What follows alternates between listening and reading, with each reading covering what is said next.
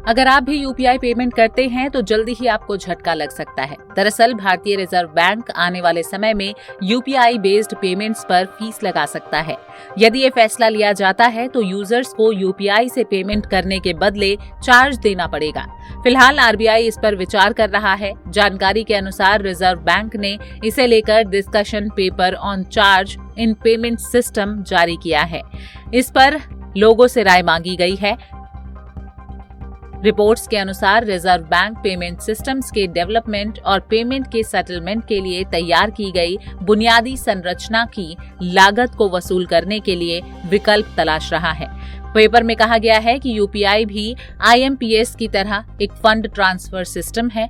इस कारण ये तर्क दिया जा सकता है कि यूपीआई के लिए भी आईएमपीएस की तरह फंड ट्रांसफर ट्रांजैक्शन पर चार्जेस लगने चाहिए।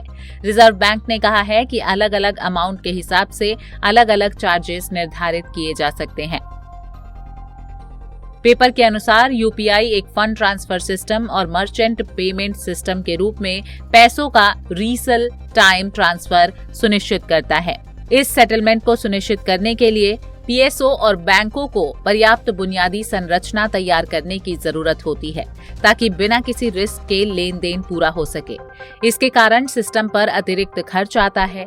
आरबीआई ने आगे कहा कि पेमेंट सिस्टम समेत किसी भी इकोनॉमिक एक्टिविटी में फ्री सर्विस के लिए किसी तर्क की कोई जगह नहीं है जब तक वो लोगों की भलाई और देश के कल्याण के लिए नहीं हो। आरबीआई ने ये भी सवाल उठाया कि फ्री सर्विस की स्थिति में महंगे इंफ्रास्ट्रक्चर को तैयार करने और उसके प्रभावी बनाने का भारी खर्च कौन उठाएगा।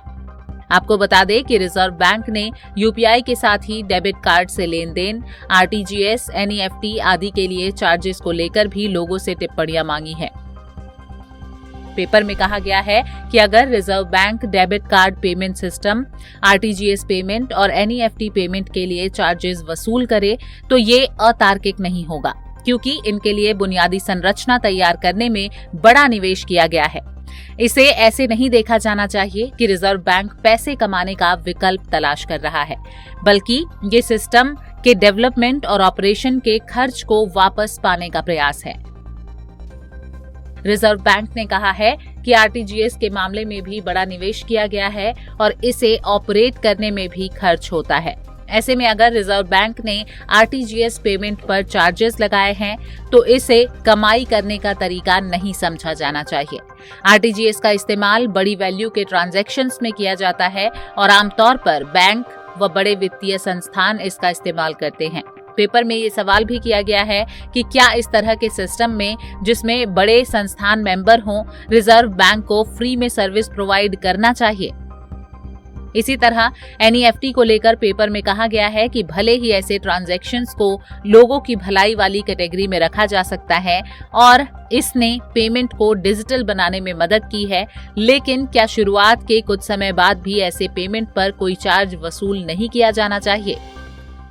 हमसे जुड़े रहने के लिए हमारे YouTube चैनल को सब्सक्राइब करें और नई वीडियो की नोटिफिकेशन के लिए बेल आइकॉन को दबाएं। अगर आप ये वीडियो Facebook पर देख रहे हैं तो लाइक जरूर करें और ज्यादा से ज्यादा शेयर करें। धन्यवाद।